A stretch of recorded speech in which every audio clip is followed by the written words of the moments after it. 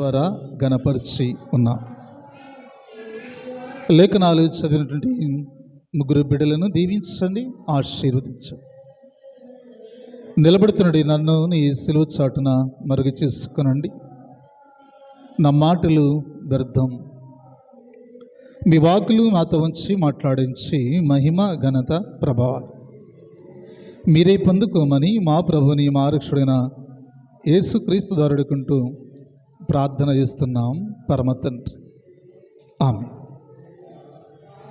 క్రీస్తునందు ప్రియటువంటి దేవుని బిడలారా, యేసుక్రీస్తు నామమున మీ అందరికీ వందనాలు తెలియజేస్తున్నా. దేవుడు మనల్ని ప్రేమించి తన ఉచితమైన కృప,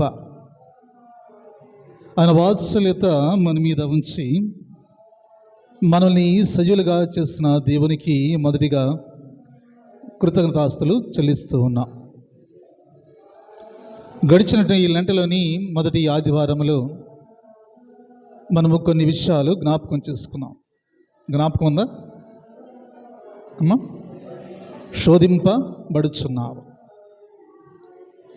శోధింపబడుచున్నావా? ఈ మండల కాలంలో మనము శారీరకంగా మానసికంగా శోధకుని ద్వారా మనము శోధింపబడుచు ఉన్నాం. ఈ 40 దినాలు కూడా మనము చాలా నిష్ఠగా ఉపవాసముతో ఉండాలని ఆశపడతాం, కానీ మన దీక్ష మన ప్రార్థన మధ్యలోనే ఆగిపోయింది. ఎందుకంటే మన మనస్సు మన శరీరము బలహీనము కనుక ఈ బలహీనత ద్వారా మనం అనుకున్నటువంటి గమ్యానికి మనము చేరుకోలేం. కాబట్టి దేవుని బిడ్డలారా, గడిచినటువంటి ఆదివారంలో మనము శోధింపబడుచున్నావా అనే అంశాన్ని అక్కడ మనము జ్ఞాపకం చేసుకున్నాం. ఈ దినాన లెంటలోని 2వ ఆదివారంలో మనమున్నాం. ఈ లెంటలోని 2వ ఆదివారంలో ప్రాముఖ్యముగా ప్రవక్త యెషయా రాసినటువంటి ఈ గ్రంథంలో సర్వసాధారణ 45వ అధ్యాయము 20 నుంచి 25 వచనాల మధ్యలో, యాకోబు రాసిన పత్రిక 5వ అధ్యాయం 13 నుంచి 20 వచనాల మధ్యలో, మార్కు సువార్తికుడు 9వ అధ్యాయము 15 నుంచి 29 వచనాల మధ్యలో మనం ఒక అంశాన్ని ఇక్కడ జ్ఞాపకం చేసుకోబోతున్నాం. అంశం ఏంటంటే, బలమైన ప్రార్థన నీదా, లేకపోతే నీది బలమైన ప్రార్థనేనా అనేది మనము జ్ఞాపకము చేసుకుంటూ ఉన్నాం. సర్వసాధారణంగా ప్రార్థన అనేది క్రైస్తవునికి చాలా విశ్వాసంతో కూడింది. ప్రార్థన గురించి మనకి ఎవరు పరిచయము చేయక్కర్లేదు. ప్రార్థన ప్రతి క్రైస్తవుని యొక్క విశ్వాసం. ఆ విశ్వాసం ఏంటంటే, మనము నిజంగా ప్రార్థన చేస్తే దేవుడు మన పట్ల కార్యాలు జరిగిస్తాడు అనేటువంటి ఒక ఆశ క్రైస్తవ లోకానికి, సమస్త లోకానికి ఉన్నటువంటి విషయమే. ప్రార్థన అనేది అర్జీ పెట్టుకోవడం. దేవుని సన్నిధానంలో మనము ప్రార్థించడం అనేది సర్వసాధారణముగా అందరము ప్రార్థన చేస్తాం, కానీ కొందరికి మాత్రమే జవాబును దేవుడు కలుగు చేస్తాడు. మనము చేసేటువంటి ప్రతి ప్రార్థన ఆయన సన్నిధికి చేర్చబడుతుందా లేదా అనేది కూడా మనము ప్రార్థించే వారం కూడా దాని జ్ఞాపకము చేసుకోవాలి. నేను చేసిన ప్రార్థన ఆయన ప్రభు సన్నిధికి చేర్చబడిందా లేదా? అందరూ ప్రార్థన చేస్తున్నాం, మనము ప్రార్థన చేస్తున్నాం, కానీ ఏ ప్రార్థన దేవునికి ఇష్టమైన ప్రార్థనగా ఉన్నది? అందుకే ఇక్కడ ప్రభు ఒక దినాన ప్రశ్నించబోతుంది, నీది బలమైన ప్రార్థనేనా? ఈ ప్రశ్నకు చాలా సందేశాలు లేకపోతే చాలా సందేహాలు మనకు కలిగి ఉంటాయి. నిజముగా మనది బలమైనటువంటి ప్రార్థనేనా? మనది బలమైన ప్రార్థన అయితే మన ప్రార్థనకి జవాబు రావాలి. మనది వేషధారణ ప్రార్థన అయితే జవాబు రాదు. కపటమైన ప్రార్థన అయితే జవాబు రాదు. మనుషులు చూసే ప్రార్థన అయితే జవాబు రానే రాదు. మన ప్రార్థన దేవుని హృదయాన్ని కదిలించేటువంటి ప్రార్థన మనము చేయగలిగితే ఖచ్చితంగా దానికి జవాబు కలిగి ఉంటుంది అని చెప్తాం. ఇక్కడ లేఖన భాగంలో మొదటిగా స్వార్థ పాఠ్య భాగం పరిశుద్ధుడు మార్కు రాసిన స్వార్థ 9వ అధ్యాయము 29వ వచనాన్ని చదువుకుందాం.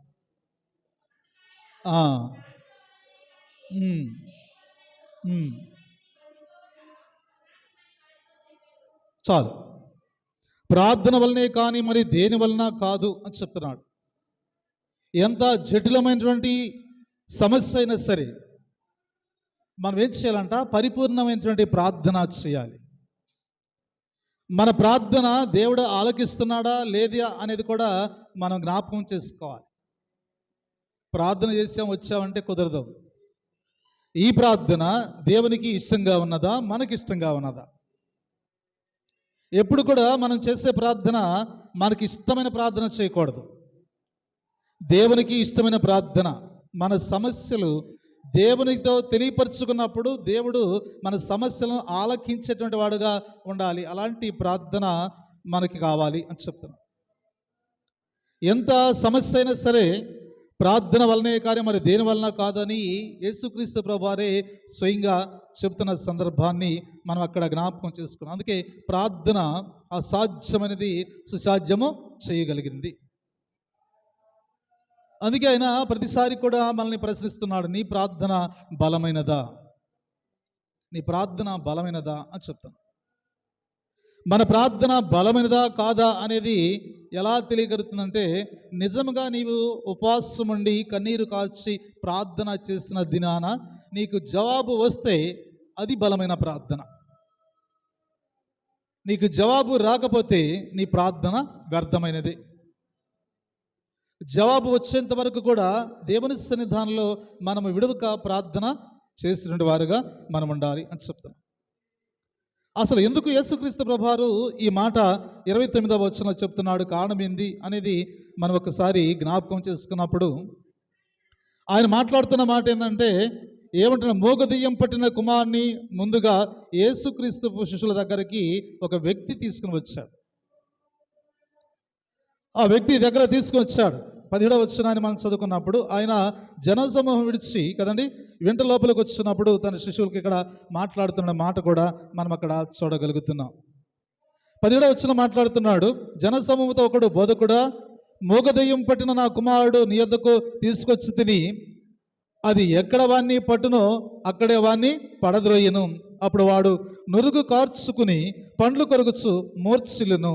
దాన్ని వెళ్ళగొట్టుడని నీ శిష్యులను అడిగి తిని కానీ వారి చేత కాలేదని ఆయనతో చెప్పాను.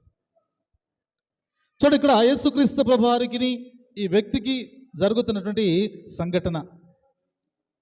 అయ్యా, నా కుమారుడికి దెయ్యం పట్టింది, మూగ దెయ్యము పట్టింది. అది ఎక్కడ పట్టిందో అక్కడికే వెళ్తున్నాడు, అక్కడే నురుగు కారుస్తున్నాడు, శరీరాన్ని నలగొట్టుకుంటున్నాడు, బాగా వేదన చెందుతున్నాడు. అయితే నా కుమారుని నీ శిష్యుల దగ్గరికి తీసుకుని వచ్చాను. అయ్యా, నా కుమారునికి దయ్యం పట్టింది అని మరి వెళ్ళగొట్టండి అని అడిగితే వారి వల్ల కాలేదు అని చెప్తున్నాడు. అంటే యేసుక్రీస్తు పాటు ఉన్నటువంటి శిష్యులు, ఆయన చేసిన కార్యాలన్నీ కూడా చూసినటువంటి శిష్యులు, ఆయన అన్నిటి మీద వారికి అధికారాన్ని కలిగించినటువంటి వారుగా ఉన్నారు. కానీ వారి ప్రార్థన ఎలా ఉందంట? బలహీనముగా మార్చబడింది. ప్రక్కన ఉన్నటువంటి యేసుక్రీస్తు ప్రభువారు శిశువులు లేకుండా ఎక్కడికి వెళ్ళలేదు. అద్భుతాలు చేసిన, ఆశ్చర్య కార్యాలు చేసిన వారి ఎదుట చేశాడు. అవి వారికి చూశారు. వారికి కూడా దేవుడు అధికారాన్ని ఇచ్చాడు. వారికి అధికారం ఇచ్చి మీరు సమస్త జనులకి మీరు సమస్త లోకానికి మీరు వెళ్ళండి అని చెప్పిన దినాలని కూడా ఉన్నాయి. వారికి సమస్త అధికారాన్ని ఇచ్చాడు. మీరు ఎక్కడికి వెళ్ళినా సరే యేసుక్రీస్తు నామమున మీద ప్రార్థన చేస్తే మీకు కార్యాలు జరుగుతాయని పూర్తి బాధ్యత, అధికారాన్ని ప్రభు వారికి కట్టబెడితే, వారిలో విశ్వాస సహితమైన ప్రార్థన లేకుండా ఎలా ఉందంటే సన్నగిలేటువంటి ప్రార్థన వారి జీవితానికి వచ్చేసింది. అందుకే వారి ప్రార్థనలో బలం లేదు కనుక ఆ దయ్యము వదిలి వెళ్ళకపోయాను. తన శిష్యులతో ఆయన మాట్లాడుతున్న మాట మనం చూస్తా ఉన్నాం 19వ వచనంలో. ఏమంటున్నాడంటే 19వ, అందుకు ఆయన విశ్వాసం లేని తరములారా నేను ఎంతకాలం మీతో ఉందును, ఎంతవరకు మిమ్మలను సహించాలి. చూడండి, వారితో పాటు యేసుక్రీస్తు యొక్క శిష్యులు ఉన్నటువంటి వారు కూడా ఆయన ఏ కార్యాలు చేస్తాడో అన్నీ కూడా వారికి తెలుసు. విశ్వాసంలో వారు బలపడుతున్నారు, ప్రార్థనలో బలపడుతున్నారు. కానీ ఇప్పుడు దయ్యం పట్టిన వ్యక్తిని తీసుకొచ్చినప్పుడు వారందరూ ప్రార్థన చేసిన ఆ ప్రార్థనకి ఫలితం అనేది లేకుండా పోయింది. అయితే వీళ్ళది బలమైన ప్రార్థన, బలహీనమైన ప్రార్థన కదండి. శిశువులకే బలహీనమైన ప్రార్థన వస్తే మనకు బలమైన ప్రార్థన చేయగలుగుతామా? చేస్తామా? చేయమా? చేయగలుగుతాం కదండి, చేయగలుగుతాం. దేవుడు మనకిచ్చినటువంటి ఆయుధం అదే. బలమైన ప్రార్థన చేయాలి, పట్టుదలతో కూడిన ప్రార్థన చేయాలి కదండి. దేవునికి ఇష్టమైన ప్రార్థన చేయాలి, తన హృదయాన్ని కదిలించాలి. ఆకాశం నుంచి, పరము నుంచి ఆయనే క్రిందికి దిగి వచ్చినటువంటి ప్రార్థన చేయాలి. ఈ ప్రార్థన ప్రతి విశ్వాసికి చాలా అవసరం. ఈ మండల కాలంలో మనము సర్వసాధారణంగా మండల కాలంలో ఎక్కువ ప్రార్థన చేస్తాం. మిగతా సమయాల్లో మనకి ఇంత ప్రార్థన చేయలేం. మీరు ఎప్పుడైనా గమనించండి, మండల కాలాల్లో ఉపవాస దినాలు ఉంటాయి కాబట్టి మనం విరిగి నలిగిన మనస్సు గలవారమై ప్రార్థన అధికంగా చేస్తాం. అప్పుడే అధికంగా శ్రమలు కూడా వస్తాయి. ప్రతిరోజు దేవునితో ఉంటే నీకు శ్రమే. ప్రతిరోజు దేవునితో ప్రార్థన చేస్తే నీకు ఖచ్చితంగా లోకంలో శ్రమే. ఒకటి శరీరంగాను కదని, రెండోది మానసికంగాను, మూడోది ఆధ్యాత్మికంగాను. ఇవన్నీ కూడా శ్రమలే. ఈ శ్రమను తట్టుకునేటువంటి శక్తిని కూడా దేవుడిచ్చాడు. కానీ కొందరు పడిపోతారు, కొందరు నిలబెడతారు. కొందరు పడిపోవడానికి కారణం ఏంటంటే బలమైన ప్రార్థన లేదు అనేది అర్థమవుతుంది. మనది బలమైన ప్రార్థన ఉంటే ఎన్ని శ్రమలు వచ్చినా ఖచ్చితంగా మనము నిలబడగలుగుతాం. ఆ శ్రమలను ఎదుర్కొనేటువంటి శక్తిని కూడా మనకు దేవుడు కలిగి చేస్తాడు. ఓపికనిస్తాడు, ఓర్పునిస్తాడు, సహనాన్ని ఇస్తాడు, పరీక్షిస్తాడు, పరిశోధిస్తాడు, నిలబెడతాడు, బలపరుస్తాడు. అది మనలో ఉండాలి. ఏంటంట, మొదటిగా మనం చేయవలసింది అంటే ప్రార్థన పరిపూర్ణముగా చేయగలగాలి. అందుకే ఇక్కడ ప్రభు మాట్లాడుతున్న మాట మనం చూస్తున్నప్పుడు ఆయన చక్కని మాట అంటూ ఉన్నాడు. ఏమనంటున్నాడంటే, అందుకు విశ్వాసము లేని తరముల వారా నేను ఎంతకాలం మీతో ఉందును, ఎంతవరకు మిమ్మల్ని నేను సహిస్తా. నాతో కలిసి భోజనము చేశారు, నాతో కలిసి సహవాసము చేశారు, నాతో కలిసి కాపురము చేశారు, నేను చేసే ప్రతి అద్భుత కార్యము చూశారు. కానీ మీరు విశ్వాసము లేని వారుగా ఉన్నారు. ఎంతకాలం ప్రార్థనకి వచ్చామనేది కాదు, మనలో నిజమైన విశ్వాసం ఉందా? నిజమైన విశ్వాసం ఉంటే మన ప్రార్థనకి జవాబు ఎందుకు రాదు? మన ప్రార్థనలో లోపం ఉంటే జవాబు రాదు. మన ప్రార్థనలో లోపం లేకుండా ఉంటే ఖచ్చితంగా ఒక రోజుకైనా, 2 రోజులకైనా, 10 రోజులకైనా, నెలకైనా జవాబు ఖచ్చితంగా వచ్చింది. దాని జవాబు కొరకు నువ్వు ఎప్పుడు ప్రార్థన చేయకుండా మానకూడదు. సర్వసాధారణంగా క్రైస్తవులకి ఏంటంటే తొందరపాటు ఎక్కువ. విశ్వాసంతో ఉంటారు కానీ తొందరపాటు ఎక్కువ. 10 రోజులు నిక్కచ్చిగా ప్రార్థన చేస్తే ఏదో నా ప్రార్థన దేవుడు ఆలకించలేదు, నేను ఇక ప్రార్థనకు రాను. ఏదైనా సమస్య రాగానే మొదటిగా నేను ప్రార్థనకు రాను, నా ప్రార్థన దేవుడు ఆలకించట్లేదు అని నింద దేవునిపై వేస్తామే తప్ప, నా ప్రార్థన ఎప్పటికైనా ఆయన ఆలకిస్తాడు, దానికి జవాబు కలిగిస్తాడు అనేటువంటి విశ్వాసము కోల్పోతున్నాం. తన శిష్యులతో మాట్లాడుతున్న మాట అంటే ఏమంటే, అక్కడ ఏమంటాడంట, విశ్వాసము లేని తరముల వారులారా ఎంతకాలము మీతో నేను ఉంటాను, ఎంతవరకు మిమ్మల్ని నేను సహిస్తా. నాతో కూడా ఉన్నటువంటి వాడు, నాతో కోటి కలిసి ప్రయాణం చేస్తున్నటువంటి మీరు విశ్వాసము లేకపోతే మీ ప్రార్థన వ్యర్థము కాదా అని చెప్తాను. ప్రార్థన అంటేనే నమ్మకం. ప్రార్థన అంటే నమ్మకం.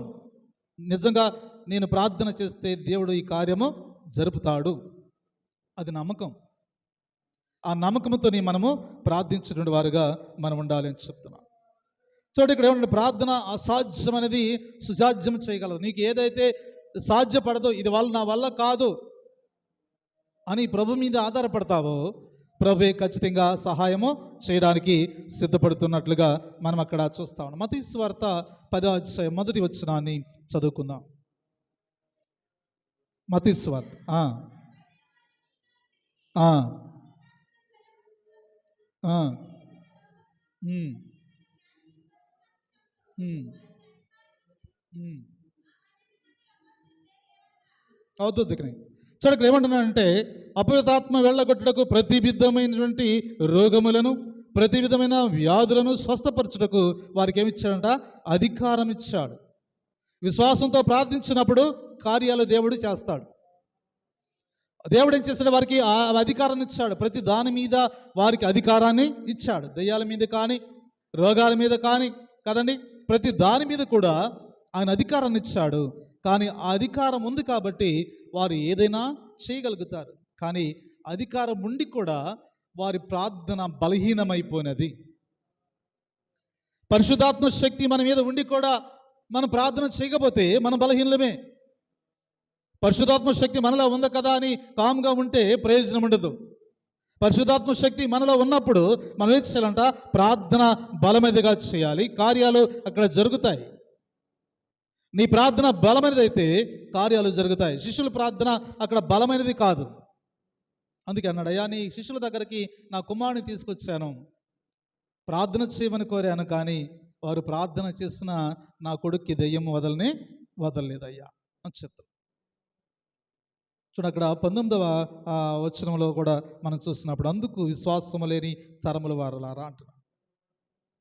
విశ్వాసము లేకుండా ఉన్నారు మీరు, ఇంతకాలం నాతో ఉన్నారు, నేను చేసే ప్రతి కార్యం మీకు తెలుసు, కానీ మీరు విశ్వాసంతో ప్రార్థన చేస్తే ఈ కార్యం జరగదా అని చెప్తున్నా. మనం కూడా అంతే, విశ్వాసంతో మనం ప్రార్థన చేస్తే ప్రతి కార్యము జరుగుతుంది. ప్రార్థనలో పడిపోకూడదు.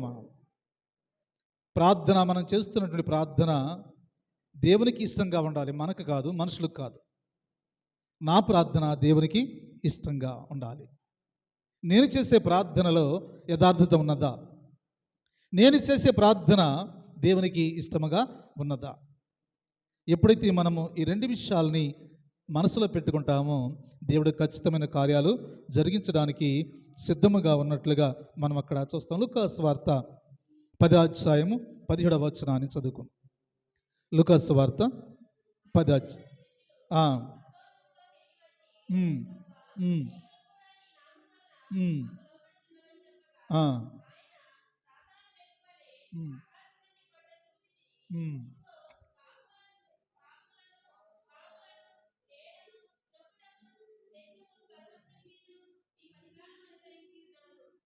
చాలు.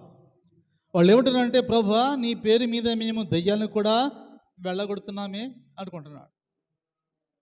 సమస్త అధికారాన్ని ఇచ్చినప్పుడు ఇక్కడ దయ్యాన్ని వెళ్ళగొట్టలేకపోయారు, ఇంకో చోట అయితే మేము దయ్యాన్ని వెళ్ళగొడుతున్నామే అని ఘనంగా అనుకుంటున్నారు. కానీ ప్రభు అంటున్న మాట ఏంటంటే, దెయ్యముని వెళ్ళగొడుతున్నామని మీరు సంతోషపడవద్దు, కానీ జీవ గ్రంథంలో మీ పేరు ఉన్నదా లేదా ఒక్కసారి ఆలోచన చెయ్యండి. ఈ జీవ గ్రంథం అనేది చాలా ప్రాముఖ్యమైనది. మనము ప్రార్థన చేస్తున్నాము, ప్రార్థనకు వస్తున్నాము, వెళుతున్నాము, ప్రార్థనకు వస్తున్నాము, వెళుతున్నాము, విశ్వాసులుగా ఉన్నాము, బాప్తిస్వం పొందాము, రక్షించబడి 40 సంవత్సరాలు 30 సంవత్సరాలు అయిపోయింది అనుకుంటున్నాం. కానీ దేవుని కొరకు చివరి గడి వరకు సిద్ధపడకపోతే నీ విశ్వాసం వ్యర్థమే, నీ క్రియలు వ్యర్థమే, నీ బాప్తిస్వం వ్యర్థమే, నీ రక్షణ వ్యర్థమే. అందుకే జీవ గ్రంథంలో మన పేరు ఉండులాగున చివరి వరకు ఏం చేయాలంట? మన యొక్క విశ్వాసాన్ని కొనసాగించుకోవాలి. 10 మంది కన్యకల గురించి మనకు తెలిసిన విషయమే. సిద్ధపడిన కన్యకలు మాత్రమే పెండ్లి కుమారుని దగ్గరికి వెళ్ళగలిగారు. ఎందుకంటే చివరి వరకు వారు దివిటీలు పెట్టుకుని ఆయన కొరకు ఎదురు చూశారు. కానీ ఆ 5గురు ఉన్నారు, వారు సిద్ధపడారు, కానీ వారికి సిద్ధపాటు అనేది లేదు. పెండ్లి కుమారుడు వస్తాడు చూడాలని ఆశ అయితే ఉంది, కానీ సిద్ధపాటు అనేది ఉండాలి.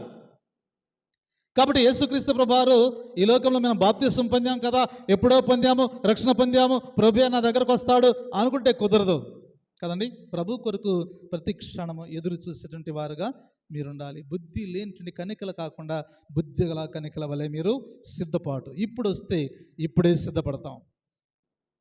ఎప్పుడు వస్తాడో తెలీదు, కనుక ఆయన రాకడ కొరకు సిద్ధపడేటువంటి వారుగా మనం ఉండాలి అని చెప్తున్నాం. అందుకే ఆ 9వ అధ్యాయంలో మళ్ళా చెప్తున్నాడు, 19వ వచనం అంటున్నాడు, అందుకు ఆయన విశ్వాసం లేని మరి తరముల వారులారా, నేను ఎంతకాలం మీతో ఉందును, ఎంతవరకు మిమ్మలను సహించను, వాడిని నా యొద్ద నుండి తీసుకుని రండి అని వానితో చెప్పగా వారు ఆయన వద్దకు వాడిని తీసుకుని వచ్చి దెయ్యం ఆయన్ని చూడగానే వాడిని నిలవలాడుచున్నది కనుక అతడు నేల మీద పడి కదా నురుగు కారుస్తూ పొర్లాడుచుండెను.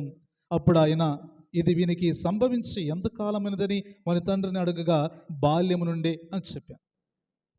బాల్యం నుంచే, ఎంతకాలం అంటే బాల్యం నుంచి కూడా ఇలాగ పుట్టుక నుంచి ఇలాగే ఉన్నాడు. యవ్వన కాలంలోకి వచ్చినటువంటి కుమారుని యొక్క స్థితిని చూసి తండ్రి బాధపడుతుండగా తండ్రికి ఎంత ఊరటను కలిగించాడంటే అంత ఊరటని కలిగించాడు. కాబట్టి దేవుని బిడ్డలారా, నీది బలమైన ప్రార్థనేనా? శిష్యులకే బలమైన ప్రార్థన లేదు, ఇంకా మనకేముండిద్దిలే అని నిరాశపడవద్దు కదండి.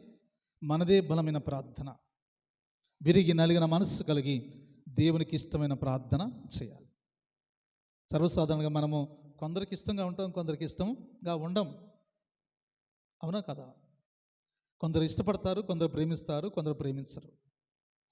అలాగని మనం బాధపడే కన్నా ఈ లోకం మనల్ని ప్రేమించినా ప్రేమించకపోయినా, ఈ లోకం మనం గౌరవించకపోయినా, మనమంటే ఎవరికి ఇష్టం లేకపోయినా ఆయనకి మాత్రము ఖచ్చితంగా మనమంటే ఇష్టం.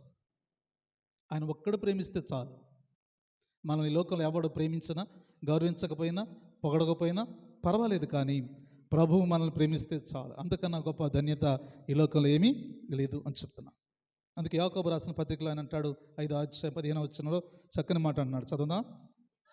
విశ్వాస సహితమైన ప్రార్థన ఆ రోగిని స్వస్థపరుస్తున్నది. చాలా ఇక్కడ విశ్వాస సహితమైన ప్రార్థన ఏం కలిగిస్తున్నది? ఫలాన్ని కలిగిస్తున్నది, లేదా ఫలితాన్ని కలిగిస్తున్నది. విశ్వాస సహితమైన ప్రార్థన ఫలితాన్ని ఇస్తుంది. మనం చేసే ప్రార్థనలో స్వార్థం ఉండకూడదు. మనం చేసే ప్రార్థనలో మీలాంచడా వ్యత్యాసము ఉండకూడదు. మనం చేసిన ప్రార్థనలో అసూయ ఉండకూడదు. మనం చేసిన ప్రార్థనలో ప్రేమ కలిగినటువంటి ప్రార్థన చేయాలి. అలాంటి ప్రార్థన మనకు కావాలి. అదే బలమైనది. నీ అంతకు నువ్వు ప్రార్థన చేసుకుంటే ఫలితం రాదు కదండి. ఇతరుల కొరకు మనం ప్రార్థించినప్పుడు అది ఫలితం వస్తుంది. యేసుక్రీస్తు ప్రభువారు కొద్ది క్షణాల్లో మరణిస్తాడు అని తెలిసి కూడా ఆయన ఏమని ప్రార్థన చేశాడు? తండ్రి, వీరు ఏమి చేస్తున్నారో వీరు ఎరుగరు కనుక వీరిని క్షమించు. వాళ్ళు చేసే కార్యము ప్రభువుకి తెలుసు. వాళ్ళు ఎలా చేస్తున్నారో కూడా తెలుసు. ఎంత హింసిస్తున్నారో తెలుసు. ఎంత బాధ కలిగిస్తున్నాడో తెలుసు కదండి. మనకి పక్కన కూర్చున్న వాళ్ళ కుర్చీ తీసుకెళ్ళి కాలు మీద వేస్తే అప్పటికప్పుడే కోపం వచ్చింది. ఇంకా మళ్ళీ ఓర్పేముంది కదండి. వీళ్ళు ఏం చేస్తున్నారు, వీరు ఎరుగురయ్యారు, వీళ్ళు క్షమించు అనగలుగుతావా? చెప్పండి. నీ ప్రక్కన ఉన్న కుర్చీ చూడక నీ కాలు మీద వేసి కూర్చుంటే అప్పుడు నువ్వేమంటావు? అయ్యా తెలియకేసాడులే, ఇది క్షమించంటావా? ఎమ్మట లేసి గొడవ పట్టుకుంటావు కదండి. ఇది మన విశ్వాసం, ఇది మన ప్రార్థన. ఈ ప్రార్థనకి ఎలాగూ జవాబు వస్తుంది. ఓర్పు సహనము లేని ప్రార్థన ఎలాంటి జవాబును మనం పొందుకుంటామో ఒకసారి మనం ఆలోచన చేసేటువంటి వారుగా మనం ఉండాలి అని చెప్తారు. యాకోబు రాసిన పత్రిక 1వ అధ్యాయము 6, 7, 8 వచనాలు చదువుకుందాం.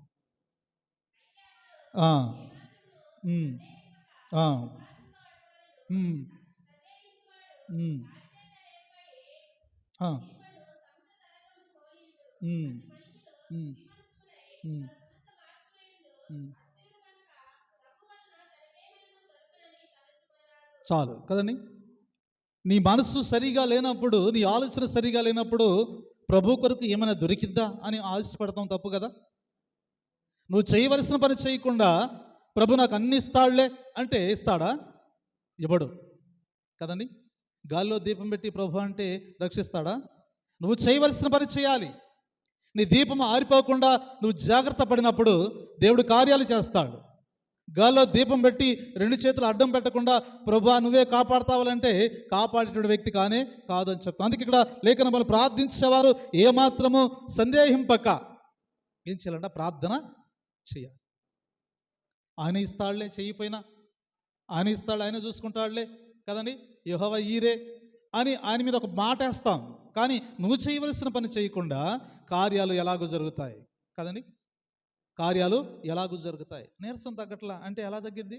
అన్నం తినాలి కదా, కదండి. అన్నం తింటే కదా నీరసం తగ్గిద్ది. ప్రార్థన చేస్తేనే కదా బలం వచ్చేది. ప్రార్థన చేయాలి. ప్రార్థన చేస్తే ఆత్మకు బలం, శరీరానికి సౌందర్యం. ప్రార్థన లేకుండా ఉంటే శరీరానికి సౌందర్యం రాదు, ఆత్మకి బలం రాదు. అప్పుడు నీరసం రాదా? కదండి. ప్రతి విషయంలో కూడా పడిపోతున్నాం మనం. ఇంకెప్పుడు లేస్తాం? ఇంకా విశ్వాసంలో సన్నగిలిపోతుంటే ఇంకెప్పుడు లేస్తాం మనం? కదండి. మన ప్రార్థన బలమైనదిగా ఉండగలిగితే ఆత్మ బలంగా ఉంటుంది, శరీరము సౌందర్యముగా ఉంటుంది. ఏ బలహీనత మన దగ్గరికి రాదు. రెండో విషయాన్ని జ్ఞాపకం చేస్తా ఉన్నాడు. ఈ రెండో విషయం ఏంటంటే, అక్కడ చక్కని మాట మాట్లాడు. యాకోబు రాసిన పత్రిక 5వ అధ్యాయం 16వ వచనం, నీతిమంతుల ప్రార్థన, నీ ప్రార్థన నీతిమంతుల ప్రార్థనేనా? ఒకసారి చదువుకుందాం.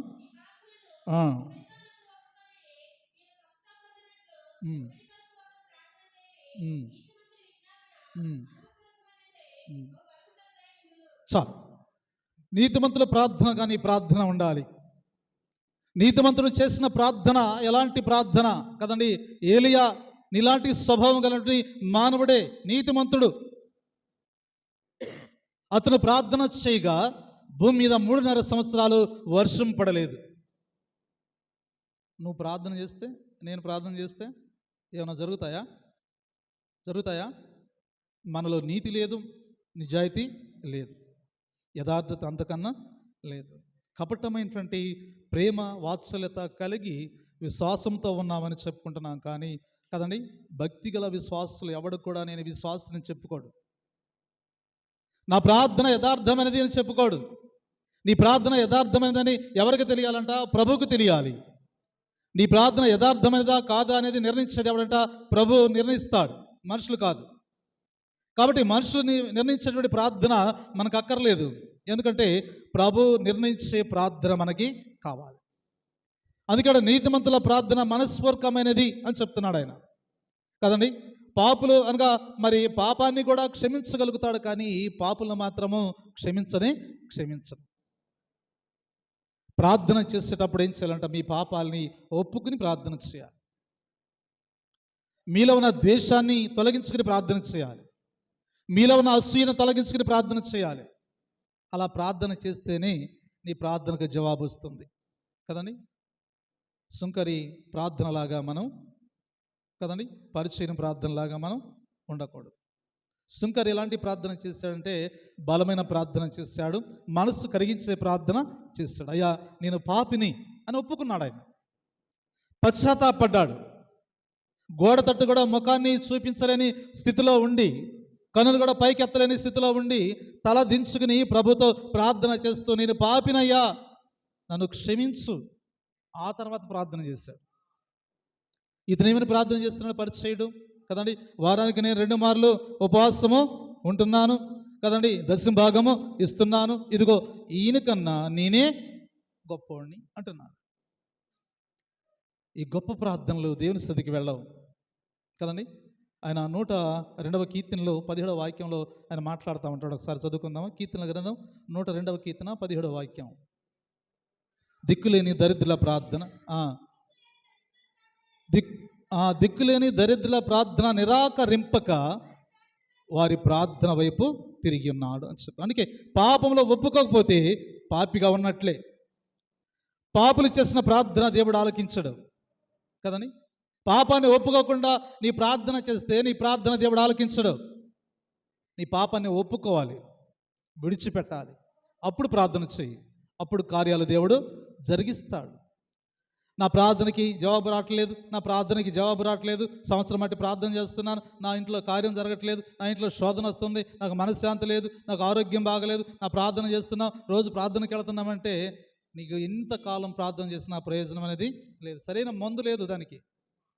సరైన మందు ఒకటే. నీ రోగం పోవాలంటే నీకు సరైన మందు ఏంటంటే నీ పాపాన్ని ఒప్పుకోవాలి, విడిచిపెట్టి ప్రార్థన చేయి, నీకు వెంటనే కార్యం జరిగింది, కదని. వెంటనే కార్యము జరిగింది. హిజ్కియా ప్రార్థన చేశాడు. 15 సంవత్సరాలు ఇంకా నువ్వు చనిపోతావయ్యా అని చెప్పింది. ప్రవక్తతో దేవుడు మాట్లాడాడు, నువ్వు వెళ్ళి హిజ్కియా దగ్గరికి వెళ్ళి చెప్పు, ఈ రాత్రి నువ్వు చనిపోబోతున్నావు, ఈ మాట చెప్పు అంటే ఆయన వచ్చి డైరెక్ట్గా ఆయనతో చెప్పేశాడు, అయ్యా నీ ఇంటిని చక్కబెట్టుకో, ఈ రాత్రి నీ పని అన్నాడు. కానీ భయపడలేదు, బాధపడలేదు. ఎవరితో ప్రార్థన చేస్తాయో నాకు ఆయుష్నివ్వని కూడా ప్రార్థన చేయలేదు. ఆయన ఒకటే ఒక ప్రార్థన చేస్తాడు. ఏమని ప్రార్థన చేస్తే, నీ సన్నిధానంలో నేను ఎలాగో యథార్థంగా నడుచుకున్నానో నీ కృపతో ఒక్కసారి నన్ను జ్ఞాపకము చేసుకో అని చెప్పాడు. ఈ రెండు మాటలు చెప్పడానికి తన మనసులో ఎన్ని బాధలు కలిగినాయో, ఎంత ఆలోచన కలిగిందో, ఎంత తహతలాడిపోతున్నాడో, ఎందుకు నాయన నన్ను ఎందుకు తీసుకెళ్తున్నావు అని అనుకోలేదు. నీ సన్నిధానంలో నేను ఎలాంటి యథార్థంగా నడుచుకున్నాను, నీ కృపతో ఒక్కసారి నన్ను జ్ఞాపకము చేసుకో అని కన్నీళ్లు కార్చి ప్రార్థన చేస్తే ఈ ప్రార్థన పరమందున్న దేవుని దగ్గరికి చేరింది. నీవు కన్నీళ్లు విడిచట నేను చూస్తాను. భూలోకంలో కన్నీళ్లు విడిస్తే పరలోకంలో ఎందుకు చూశాడు ఆయన? ఏమా వింటున్నారా? భూలోకంలో కన్నీరు విడిస్తే పరలోకంలో ఎందుకు ఆయన తెలిసింది అంటే, నీ కన్నీటి విలువ నీకు తెలియకుండానే కన్నీరు కాలుస్తున్నావు, కానీ నీ కన్నీరు ఎక్కడికి వెళ్ళాలంట? ప్రభు దగ్గరికి వెళ్ళాలి. చిన్న చిన్న విషయాలకి కన్నీరు పెట్టుకుంటాం, చిన్న చిన్న విషయాలకు ఏడుస్తాం, బలహీనలుగా మారిపోతున్నాం తప్ప నీ కన్నీరు ఎక్కడ విడవాలో అక్కడ విడవాలి. నీ కన్నీరు ఎక్కడ కార్చాలి అక్కడ కార్చాలి, కానీ వ్యర్థాల మధ్య నువ్వు కార్చకూడదు కదండి. ప్రభు పాదాలు తడిపేటువంటి కన్నీరు నీవు కార్చగలిగితే నీకు ఫలితం వస్తుంది, జవాబు వస్తున్నది. హిజ్కియా నేను చనిపోతానేమో భయంతో ప్రార్థన చేయలేదు. ఆయన నీ సన్నిధానంలో నేను ఎలాగో యథార్థంగా నడుచుకున్నాను, నీ కృపతో ఒక్కసారి నన్ను జ్ఞాపకము చేసుకో అని కన్నీరు విడిచాడు. ఆ కన్నీరు ప్రభు దగ్గరికి వెళ్ళింది. ప్రభు సరైన సమాధానము ఇచ్చినప్పుడు ప్రవక్త చెప్పిన మాట కదండి. ప్రవక్త చెప్పాడు, ప్రవక్త ఇక్కడే ఉన్నాడు. మరలా జవాబు కిందకి వచ్చేసి ఇదే ప్రవక్త చెప్తున్నాడు, ఇంకా నీకు 15 సంవత్సరాల ఆయుష్ను దేవుడు నీకు కలుగు చేశాడు. మన బలహీనతలతో మనము ఎలా పెద్ద పడిపోతున్నాము, కానీ ప్రార్థన చేయలేకపోతున్నాం. జ్వరం వస్తే ప్రార్థన చేస్తారా మీరు? తలనొప్పి వస్తే పడుకుంటారు కానీ ప్రార్థన చేస్తారా? కదండి. మీలో ఎవరికైనా అనారోగ్యంగా ఉందనుకో ప్రార్థన చేస్తారు అసలు? మీరు మెదలకుండా దుప్పడగప్పు పడుకుంటారు. కానీ నీవు లేచి ప్రార్థన చేయి, నువ్వు లేచి ప్రార్థన చేయి. నీ ప్రార్థనకి జవాబు రాకపోతే నువ్వు క్రైస్తవురాలుగా ఉండవద్దు. నువ్వు లేచి బలమైన ప్రార్థన చేయి. నీ మనసులో ఏమి లేకుండా, ద్వేషం అసూయ లేకుండా పక్కన పెట్టేసి ప్రేమతో ప్రార్థన చేయి. నీ కుటుంబాన్ని దేవుడు రక్షించకపోతే నువ్వు అసలు క్రైస్తవత్వానికి పనికి రాకుండా వెళ్ళిపో. అసలు నేను దేవుని నమ్మను అని వెళ్ళిపో. నిజంగా బలమైన ప్రార్థన చేస్తే దేవుడు మన ప్రార్థన ఆలకించడా? మన వ్యాధి బాధలను తొలగించడా? మన ప్రార్థనలో శక్తి లేదా? మనలో నమ్మకం లేదా? కదండి. నేను నమ్మకంగా ప్రార్థన చేస్తే ఈ కార్యము జరిగిద్ది అని నువ్వు నమ్మకంగా ప్రార్థన చేస్తే కార్యము ఖచ్చితంగా దేవుడు జరిగిస్తాడు. మనం ఏదో నోటితో ప్రార్థన చేసి పెదవులు ఆడిస్తే ప్రార్థన కాదు కదండి. నీకే విశ్వాస ప్రమాణం చెప్పమంటే ఒకళ్ళు చెబుతున్నారు, మెదలకుండా కూర్చుంటున్నారు. ఎంత అర్థాలను ఎల్కేజీ విశ్వాస ప్రమాణంలో అది ఒప్పుకోవాలి కదా మనం, కదండి. నోరు మెదిపితే ఏమైపోతుందో అనుకుంటున్నారు తప్ప దేవుడు నోరిచ్చింది ఆయన స్తుతించడానికి, ఆరాధించడానికి, తినడానికి, తాగడానికి కాదు. దేవుడు నోరిచ్చింది కదా స్తుతించాలి, ఆయన ఆరాధించాలి, ఆయన గణపరచాలి, ఆయన వాక్యాన్ని చదవాలి, ఆయన వాక్యాన్ని బోధించాలి. చివరి ప్రాణము ఉన్నంత వరకు కూడా ఆయన పరిచర్య చేయాలి. అది గొప్పది. నోరుండి కూడా మాట్లాడిన వారు ఉంటే చివరికి మూగవాళ్ళగా అయిపోతాం, సైకిల్ చేసే పరిస్థితికి వచ్చేస్తాం. ఆ స్థితికి తెచ్చుకోవద్దు మనం. దేవుని స్థితిలో ఉన్నప్పుడు నీ స్వరాన్ని విప్పాలి. దేవుడు నీకు ఇచ్చాడు అవకాశాన్ని సద్వినియోగం చేసుకోవాలి. దేవుడిచ్చిన తలాంతుని మనం ఉపయోగించకుండా భూమిలో పాతి పెడితే వాడి పరిస్థితి ఎలా ఉందంట? కాళ్ళు చేతులు కట్టి ఎక్కడ వేసాడంట?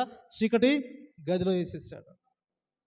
అలాంటి స్థితి మనకు రాకూడదు. విశ్వాస అయితే మన ప్రార్థన రోగిని స్వస్థపరిచింది కదండి. రోగిని స్వస్థపరుస్తుంది. నీకు రోగం వచ్చిందని మెదలకుండా పడుకుంటే నీకు స్వస్థత ఎక్కడి నుంచి వచ్చింది? అడగవలసిన డాక్టర్ దగ్గరికి వెళ్ళాలి కదా. డాక్టర్ ఎవరు? పరమ వైద్యుడు నీ దగ్గరే ఉన్నాడు. 500 రూపాయలు ఫీజు పెట్టి గంటలు నిలబడాల్సిన పని లేదు అక్కడ. నిజంగా నీ దగ్గరే ఉన్నాడు ఆయన. పరమ వైద్యుడు నీ దగ్గరే ఉన్నాడు. నీకు కలిగిన బాధ ఆయనతో చెప్పుకో, మనుషులతో కాదు చెప్పుకునేది.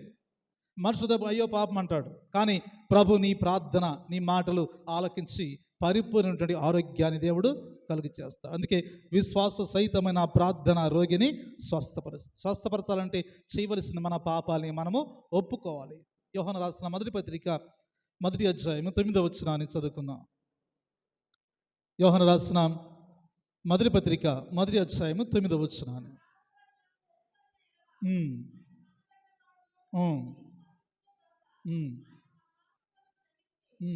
సమస్త దుర్నీతి నుంచి మనల్ని తప్పిస్తాడు కదా కదా. సమస్త దుర్నీతి నుంచి మన పాపాలను ఒప్పుకుని ప్రార్థన చేయాలి. మామూలుగా ప్రార్థన చేస్తే జవాబు రాదు. అమ్మ వినాలి, మన పాపాలను ఒప్పుకుని ప్రార్థన చేయాలి కదండి. ఎలాంటి పాపాలు చేస్తున్నాం? చూపు ద్వారా, తలంపు ద్వారా, మాట ద్వారా, క్రియ ద్వారా, ఇవన్నీ పాపాలే. ఈ పాపాలను ఒప్పుకోవాలి. ఒకవేళ ఈ దినమంతయు ప్రభువా నేను చూపు ద్వారా, తలంపు ద్వారా, క్రియ ద్వారా, మాట ద్వారా పాపం చేసి ఉన్నానేమో, నన్ను మొదటగా క్షమించు. ఇప్పుడు నేను చేసే ప్రార్థన ఆలకించు. ఇక్కడ నుంచి ప్రార్థన చేయండి. మీరు మొదటిగా పాపాలను క్షమించబడాలి. ఆ తర్వాత నువ్వు ప్రార్థన చేయి. ప్రార్థనకి జవాబు రాకపోతే జీవితంలో ఈ చర్చిలోకి అడుగు పెట్టద్దు. మీరు నిజం చెప్తున్నాను. నీ పాపాన్ని విడిచిపెట్టి ఒప్పుకుని ప్రార్థన చేయి. నీకు జవాబు రాకపోతే జీవితంలో ఈ గడప ఈ వరండా కూడా నువ్వు తొక్కొద్దు. నీ ఇంట్లోనే ఉండుకునే. అంత దమ్ముగలుగా ప్రార్థన మనం చేయాలి. అంత యథార్థమైన ప్రార్థన మనం చేయాలి. అప్పుడు దేవుడు ఖచ్చితమైన జవాబును కలిగించడానికి సిద్ధంగా. అందుకే పేతురు రాసిన మొదటి పత్రిక 3వ అధ్యాయము 12వ వచనంలో మాట్లాడుతూ ఆయన అంటున్న మాట మనం చూస్తూ ఉంటాం. ప్రభు కనులు ఎక్కడున్నాడా? నీతిమంతుల మీదను ఆయన చెవులు వారి ప్రార్థన వైపును ఉన్నవి అని చెప్తున్నాడు కదండి. ఇక్కడ ఏమన్నా చక్కని మాట్లాడు. ప్రభు కనులు నీతిమంతుల మీద ఉన్నవి, ఆయన కదండి, ఆయన చెవులు ఎవరి మీద ఉంటా? వారి ప్రార్థన వైపు తిరుగుతున్నవి. ఎప్పుడు ప్రార్థన చేస్తారో ఇప్పుడు వినాలా? ఆయన మన వైపు చూస్తున్నాడు. ప్రభు కనులు ఎవరి మీద ఉన్నాయట? నీతిమంతుల మీద ఉన్నవి. ఆయన చెవులు ఎక్కడున్నాయంట? వారి ప్రార్థన వైపు తిరుగుతున్నాయి. వారు ఎప్పుడు ప్రార్థన చేస్తాడా? ఎప్పుడు విందామా? ఎప్పుడు ప్రార్థన చేస్తాడా? ఎప్పుడు విందామా? ఎప్పుడు జవాబిద్దామా? ఆయన కూడా తొందరగానే ఉన్నాడు. కానీ నువ్వు అడగవలసిన విధానంలో అడిగితే ఎవడైనా మనకి సహాయము చేస్తాడు. నువ్వు అడిగే విధానము సరిగా లేకపోతే ప్రభు కాదు కదా, ఎవడు సహాయం చేయనే చెయ్యి. మనం అడిగే హక్కు ఉంది దేవుడు కదండి. ఆ హక్కు మనకిచ్చాడు ఆయన. అడిగే హక్కు ఉంది. ఆయన్ని ఎదిరించగల హక్కు కూడా మనకుంది. అయ్యా నువ్వు ఎందుకు నాకు ప్రార్థన ఆలకించావు? నాలో లోపమేంటి అని గద్దించగలుగుతున్నారా? గద్దించాలి. ఎందుకు గద్దించాలంటే ప్రభు మీద మనకి హక్కు ఉంది, మన మీద ఆయనకు హక్కు ఉంది కదండి. ఆ హక్కు ద్వారా మనం ఏం చేయాలంటే, ప్రభువా నా ప్రార్థన ఎందుకు ఆలకించవు? నాలో లోపం ఏంటో ఒకసారి తెలియపరచు. నా లోపాన్ని నేను సరి చేసుకుంటా, నా అవిధేతను నేను సరి చేసుకుంటానని ఒక్కసారి ప్రభుతో మనం అడిగితే కదండి ఖచ్చితంగా జవాబిస్తాడు. కానీ మన మనసు అలా ఉండదే. మన మనసు ఎలా ఉంటుంది? పైకి అక్క వందనాలు అని చెప్తాం. ఎప్పుడు చూసినా ఇది ఇంతే, పెద్ద గొడవ పెట్టుకుంది అని ఎల్లంగానే చెప్పేస్తాం. ఇక్కడ దేవుడు ఆలకిస్తాడు మన ప్రార్థన కదా. మన ప్రార్థన ఆలకిస్తాడు. ఒక పక్క వందనాలు చెప్తున్నావు, ఒక పక్క ఎల్లంగానే ఏమైనా తిట్టేస్తున్నావు. ఇదా ప్రార్థన? క్రైస్తవ ప్రార్థన ఇది కాదు ప్రార్థన కదండి. నీ ప్రార్థన శత్రువును కూడా ప్రేమించగల ప్రార్థన చేయాలి. ఒకవేళ మనకు హాని చేసినా కానీ ఏం పర్వాలా, ప్రార్థన చేయి. మనం పడిపోయినా, ఎగతాళి చేసినా నువ్వు ప్రార్థన చేయి. దేవుడు ఉన్నతమైన స్థానంలోకి నిన్ను నేను నడిపిస్తానికి సిద్ధముగా ఉన్నాడు అని చెప్తాను.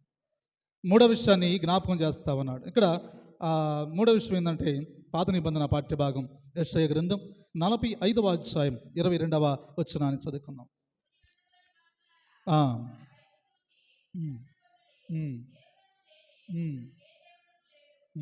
చాలు. ఇక్కడ ఏమంటున్నాడంట? రక్షణ పొంది పాపాలను విడిచిపెట్టి ప్రార్థన చేయాలి. రక్షణ పొందిన వారందరూ ఏం చేయాలంట? పాపాన్ని విడిచిపెట్టి ప్రార్థన చెయ్యాలి. బాప్తిసం పొందామమ్మా, ఎంతకాలం అయింది? 20 సంవత్సరాలు అయిందయ్యా. రక్షణ పొంది 20 సంవత్సరాలు అయింది. మారు మనసు పొంది 20 సంవత్సరాలు అయింది కదండి. ఇప్పుడు నీ పరిస్థితి ఎలా ఉంది? నీ పరిస్థితి ఎలా? నువ్వు దీవించబడ్డావా?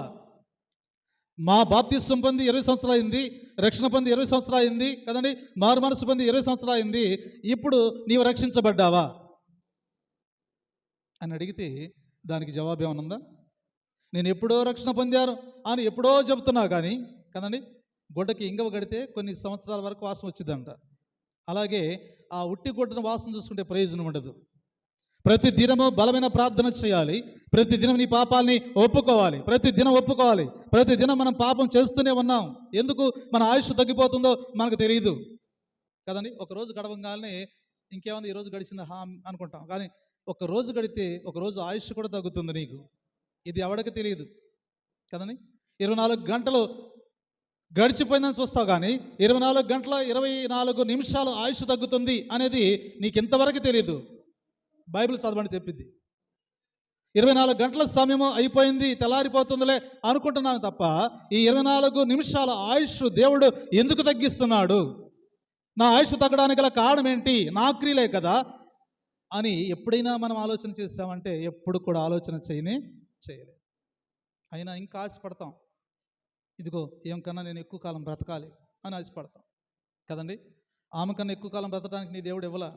దేవుని దృష్టిలో ఎంతకాలం అయితే ఉంటావు అంతకాలం మాత్రమే బ్రతుకుతావు. ఏ వ్యాధి వచ్చినా, బాధ వచ్చినా, ఆరోగ్యంగా ఉండా, ఎప్పుడుండా సరే ఆరోగ్యంగా ఉండా సరే, నీ సమయం అయిపోతే వెంటనే ఒక్క క్షణం కూడా ఉండడం, పిలిచేస్తాడు. తప్పనిసరిగా మనం వెళ్ళిపోవాలి. అందుకే బూదిగంత నివాసుల వారా కదండి, ఎవరైపు చూడాలంట, యేసు వైపు చూసి రక్షణ పొందండి అని చెప్తున్నాడు కదండి. పాపాలే విడిచిపెట్టి రక్షణ పొంది ప్రార్థన చేస్తే దేవుడు ఖచ్చితమైన జవాబుని దేవుడు కలుగు చేయడానికి సిద్ధముగా ఉన్నట్లుగా మనం అక్కడ చూడగలుగుతున్నాం. యేసుక్రీస్తు ప్రభువారి యొక్క శిష్యులు ఎలాంటి వారంట, బలహీనులు, బలమైన ప్రార్థన చేయలేదు. అందుకే మూగ దెయ్యము ఆయన విడిచిపెట్టి వెళ్ళలేదు. కానీ ప్రభు మాట్లాడుతూ, ఇంతకాలం మీరు నాతో ఉన్నారు, కానీ ఏనాడు కూడా ఇంత విశ్వాసంతో మీరు ప్రార్థన చేయలేదు. కానీ విశ్వాసంతో ప్రార్థన చేస్తే ఈ దెయ్యము పోదా కదండి, ఈ దెయ్యం వదిలిపోదా, ఈ దెయ్యము వదిలిపోదా అని చెప్తున్నా. మొదటి ప్యారిస్లో, గడ్డిపాడు ప్యారిస్లో ఒక ఆవిడికి దెయ్యం పట్టింది. అర్ధరాత్రి కూడా తీసుకెళ్ళాను. ఈమెం భయపడుతుంది. ఆయన వచ్చేసి 12:30 అయింది. అయ్యగారు, మా ఆవిడకి ఏదో పిచ్చి పిచ్చి మాట్లాడుతుంది రాయిగారు అన్నాడు. నేను అసలు భయపడ్డాను, వెళ్ళిపోయిన తర్వాత, అయ్యగారు నేను బయట ఉంటాను, నువ్వు లోపల అన్నాడు. నేను బయట ఉంటాను, నువ్వు లోపల, నేను బయట ఉంటాను, నువ్వు లోపలికి వెళ్ళి మా ఆవిడ ప్రార్థన చేయ. అవును, నువ్వు కూడా రాయవా, ఏమైందంటే, అమ్మో ఇప్పటి వరకు నన్ను బాగా కొట్టింది అని తలుపులు వేస్తున్నాడు. తలుపులో ఇద్దరు రాయ అంటే బలంతా తీసుకెళ్తే మొట్టమొదటిగా ఇక ఆమె కేకలు వేస్తుంది. మమ్మల్ని చూసి కేకలు వేస్తుంటే ఇతను పరిగెడుతున్నాడు. ఇతనితో పాటు ఒక బలమైన వాడు ఒకడు వచ్చాడు, రాజు అని. అతను కూడా, అయ్యగారు నువ్వు కూడా వచ్చేసి, అమ్మో ఆమె మీద కొయ్యేస్తున్నాడు. ఇద్దరు పరిగెడుతున్నారు, కానీ నేను మాత్రం అక్కడే ఆగిపోయా. ఆమె రోజు ప్రార్థనకు వచ్చింది, కానీ ఆ పరిస్థితిని బట్టి ఆమెకి అపవాది శోధించినప్పుడు నేను ఆమె తల మీద బైబిల్ పెట్టి ప్రార్థన చేస్తుంటే ఒక్క నెట్టు నెట్టింది. నాకు ఒక్క నెట్టు నెట్టేటప్పటికి గుమ్మం దగ్గరకు వచ్చి పడ్డా. ఎప్పుడైతే గుమ్మం దగ్గరకు వచ్చి పడ్డానో వెంటనే వాళ్ళు పరిగెడుతున్నారు, ఆడవాళ్ళు మగవాళ్ళు అందరూ వచ్చారు, వెనక్కి పరిగెడుతున్నారు, మీదకి వస్తున్నాను కదండి. మరలా నేను తిరిగి లేచి కాసేపు ఆమె దగ్గరే కూర్చుని మరలా ప్రార్థన చేశాను కదండి. తెల్లవారిందాక ఆమె దగ్గరే ఉండా. నేను భర్త లేడు, పిల్లలు లేరు, ఎటోళ్ళు పరిగెత్తారు, కానీ భయపడ్డారు. కానీ అపవాది మనల్ని ఏమీ చేయదు, కానీ వాళ్ళని బాధ పెట్టిద్ది. మన విశ్వాసంతో ప్రార్థన చేస్తే దేవుడు కార్యాలు జరిగిస్తాడు. మనం కూడా భయపడితే ఆ ఆత్మ మన మీదకి వచ్చింది. చాలామంది శిరస్సు మీద చేసి ప్రార్థన చేయలేరు. చాలామంది శిరస్సు మీద చేసి ప్రార్థన చేయాలంటే దేవుని ఆత్మ మనతో ఉంటే తప్ప ఎవడి మీద మనం చేతి ప్రార్థన చేయం. ఎందుకంటే ఆ ధైర్యము అభిషేకించబడిన కాపర్లకే ఉంటుంది.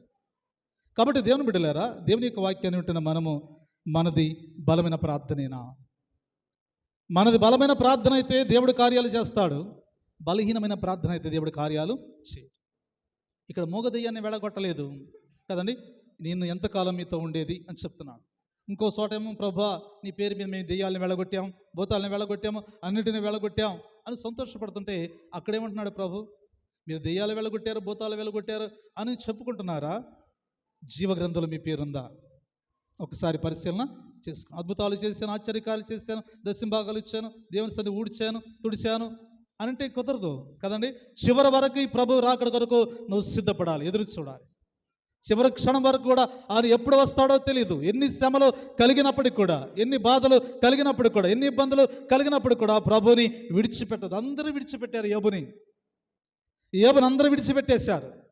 ఏమి లేని స్థితిలో ఉన్నాడు, నిరాశ స్థితిలో ఉన్నాడు, రోగం వచ్చింది, కురుపులు వచ్చేసాయి, ఒక పక్క గోళ్ళన్నీ కూడా ఊడిపోయినాయి కదండి. గోరులతో కూడా ఈ పుళ్ళను గోక్కోలేని పరిస్థితిలో చిల్ల పెంకులతో తన శరీరాన్ని గోక్కున్నా కానీ ఆయన దేవుణ్ణి విడిచిపెట్ట. అది చిన్న బలహీనత వస్తే దేవుడు ఏమన్నాడు, ఎక్కడున్నాడు, ఎటన్నా పోయాడా ఏంది, నా ప్రార్థన ఆలకించలేదు అని ఆయన మీద నిందేస్తామే. ఏబుని ఆదర్శంగా తీసుకోండి. ఏబు పడ్డ శ్రమలలో కనీసం ఒక్క రూపాయి వంతుకు లేదా ఒక పావుల వంతు కూడా మనం పడతలా. మనకు అన్ని సుఖాలు అనిపిస్తున్నాం, కానీ దేవుకి ఉన్న కష్టాల్లో చివరికి తన బిడ్డల్ని పోగొట్టుకున్న ఏబు ఎలా ఉంటాడండి?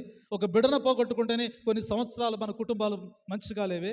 10 మంది బిడ్డలను పోగొట్టుకున్నాడు ఏబు యొక్క స్థితి ఎలా ఉన్నది? భార్య కూడా చేదరించుకుని వెళ్ళిపోయింది కదండి. కలిసి 100 సంవత్సరాలు కాపురం చేస్తానని దేవుని ఎదుట ప్రమాణం చేసిన భార్య భర్తకి జబ్బు చేస్తే పుట్టింటికి వెళ్ళిపోతుంది కదండి. కానీ భర్త అలా అలడే, భార్యకి ఎంత జబ్బు చేసినా ఎన్నుండి కదండి కాపాడుకుంటూ వస్తాడు. నా భార్య రోగిష్ఠురాలని ఎవడైనా విడిచిపెట్టి వెళ్ళిపోతాడా? కానీ భార్య వెళ్ళిపోయింది కదండి. భార్యకు ఒక న్యాయం, భర్తకు ఒక న్యాయమేనా? కానీ ఏబు యొక్క స్థితి ఎలా ఉంది? స్నేహితులు వెళ్ళిపోయారు, భార్య వెళ్ళిపోయింది, బిడ్డలు చనిపోయారు, పనివారు వెళ్ళిపోయారు, ఆస్తులు పోని, అందం పోయింది, శరీరం అంతా కురుబిగా మారిపోయింది, రేపో మాపో చనిపోయే స్థితిలో ఉన్నప్పటికి కూడా అయినా కానీ దేవుణ్ణి మర్చిపోలే. ఇంకా ప్రార్థన చేస్తున్నాడు ఆయన, ఇంకా బలంగా ప్రార్థన చేస్తున్నాడు. శరీరం అంతా కూడా రక్తసిక్తముగా మారిపోయి కురుపులతో ఒక పక్క కుక్కలు నాగుతుంటే, మల మీద గుడ్డ లేకుండా శరీరం అంతా నాశనం అయిపోయి కురుపులతో సీమో రక్తం కారుతుంటే గోనిపట్ట కట్టుకున్నటువంటి ఆ వ్యక్తి ఏమని ప్రార్థన చేస్తున్నాడయా కదండి? నేను చనిపోతే నా కనులతో నేను దేవుని చూస్తాను అని చెప్పాడు. అలాంటి ప్రార్థన కావాలి. అరే కొంచెం బాధ వస్తే ప్రార్థనకు రాము, తలనొప్పి వస్తే ప్రార్థనకు రాము కదండి, కళ్ళు తిరుగుతుంటే ప్రార్థనకు రాము. ఏందండి క్రైస్తవులైనా మీరు అసలు? ఏందండి ఆదివారం వస్తారు చుట్టాలు, వాళ్ళకి ఎప్పుడు తీరిక లేక ఆదివారమే ఫలాలు తింటాం మనం. దేవుని సన్నిధిలో ఒక దినము గడుపుట 1000 దినముల కన్నా శ్రేష్టమైనది. కాబట్టి నీకు బలహీనంగా ఉన్నప్పుడే ఎక్కువ ప్రార్థన చేయి, దేవుడు బలపరుస్తాడు. బలహీనంగా ఉందని దుప్పటి కప్పుల మీద కూడా పడుకుంటాం మా అమ్మాయిలాగా కదండి. ప్రార్థన చేయాలి. మనం ఎంత ప్రార్థన చేస్తే అన్ని కార్యాలు దేవుడు జరిగిస్తాడు. అందుకే దేవుడు అన్నాడు, ఈనాడు ప్రశ్నిస్తున్నాడు, నీది బలమైన ప్రార్థనేనా కదండి? నీది బలమైన ప్రార్థన. మనం చెప్పాలి, నిజంగా నాది బలమైన ప్రార్థన, నా పాపాలని ఒప్పుకుని ప్రార్థన చేస్తున్నాను, కార్యాలు దేవుడు జరిగిస్తాడు. మన ప్రార్థనగా దేవుని సన్నిధికి వెళ్ళపోవడానికి గల కారణం ఏంటంటే మన పాపాలు అడ్డుగా ఉన్నవి, వాటిని ఒప్పుకోవాలి, విడిచిపెట్టాలి. నేను విడిచిపెట్టాను కదయ్యా, మళ్ళీ ఇంకేం పాపాలు ఉన్నాయి? నీ సూపు పాపం కదా, నీ క్రియలు పాపం కదా, నువ్వు ఎక్కడ వదిలిపెట్టావు కదండి. మనుషులకు కనబడాల్సిన పని లేదు, కానీ దేవుని ఎదుట నీ పాపాలని ఒప్పుకో, విడిచిపెట్టు కదండి. అతిక్రమను దాచిపెట్టిన వాడు వర్ధిల్లడు, వాటిని ఒప్పుకొని విడిచిపెట్టిన వాడు దేవుని యొక్క కనికరాన్ని పొందుతాడు. దేవుని యొక్క కనికరాన్ని పొందుదాం, బలమైన ప్రార్థన చేద్దాం.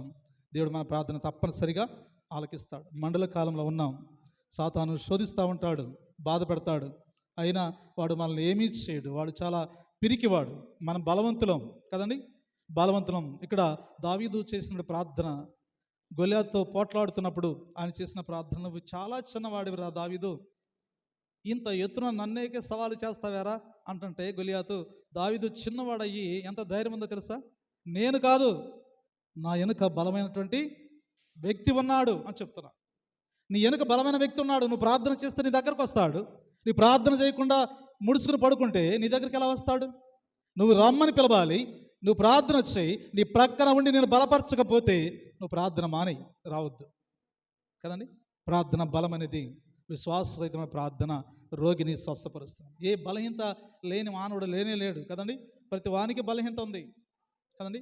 బలహీనతగా ఉన్నటువంటి సమయంలోనే సువార్తను ప్రకటించాలి కదండి. పౌలు మాట్లాడుతున్నాడు, నాలో ఒక ముళ్ళు పెట్టావన్నాడు, అది తీసివేయనులా ఆయన. నాలో ముళ్ళు ఉంది, అది ప్రభువుకి తెలుసు, ఆయనకి తెలుసు, కానీ ముళ్ళు తీసేయలేదు. ఆయన ఎప్పుడు కూడా నా బలహీనత తీసేయి, నా ముళ్ళు తీసేయనులా, కానీ నన్ను బలపరచు అన్నాడు. నన్ను బలపరచు నీ సువార్తను ప్రకటించడానికి. నేను బలహీనుడినే, నన్ను బలపరచు నీ సువార్తను ప్రకటించడానికి అన్నాడు. కానీ నేను బలహీనుడును, నా బలహీనను పోగొట్టి నన్ను బలాన్ని బాగా ఎక్కువగా పరిగెత్తాలి అని చెప్పలేదు పౌలు గారు. నాలో ఒక ముళ్ళు ఉంది, అయినా కానీ నేను సువార్తను ప్రకటించడం మానలేదు. బలమైన ప్రార్థన చేద్దాం, దేవుడు గొప్ప కార్యాలు మన పట్ల చేస్తాడు. నేను కూడా మన పాపాలని ఒప్పుకుందాం, విడిచిపెడదాం, పశ్చాత్తాపడదాం. అయ్యా నేను పాపిని, నాలాంటి దుర్మార్గుడు ఎవడు లేడయ్యా, నేను పాపిని, నా పాపాలు క్షమించి నా ప్రార్థన ఆలకించి నా ప్రార్థనకి జవాబును దయచేయి. అది నిజమైన ప్రార్థన. వేషధారణ ప్రార్థన చేసి ప్రభువు మనకి జవాబు ఇవ్వలేదని ప్రభు మీద నేరం వేయొద్దు. నీ ప్రార్థన సరైందా కాదా అనేది ఆలోచన చేస్తే ఖచ్చితంగా దేవుడు కార్యాలు జరిగిస్తాడు కదండి. మనం ఇతరులని సంతోషపెట్టాలి కానీ ఇతరులను బాధ పెట్టకూడదు. మన ద్వారా ఇతరులు బాధపడకూడదు. వాళ్ళు సంతోషపరిచే ప్రార్థన మనం చేయగలిగితే మన కుటుంబాలు నిత్యం కూడా ఆశీర్వదించబడతాయి. కాబట్టి నీది నాది బాలమైన ప్రార్థనగా దేవుడు మార్చాలని, మరి మనమందరం కూడా ఈ మండల కాలంలో విరిగిన మనసు కలవారమై దేవునికి ఇష్టమైన ప్రార్థన చేసే వరకు ఉండడానికి ప్రయత్నం చేద్దాం. అలా చేయడానికి పరిశుద్ధాత్మ దేవుడు సహాయం చేసి నడిపింపచేయునుగాక. సమస్త జ్ఞానం ఇచ్చిన దేవుని సమాధానం యేసుక్రీస్తు వలన మీ హృదయములకు మీ తలంపులకు కావలి ఉండునుగాక.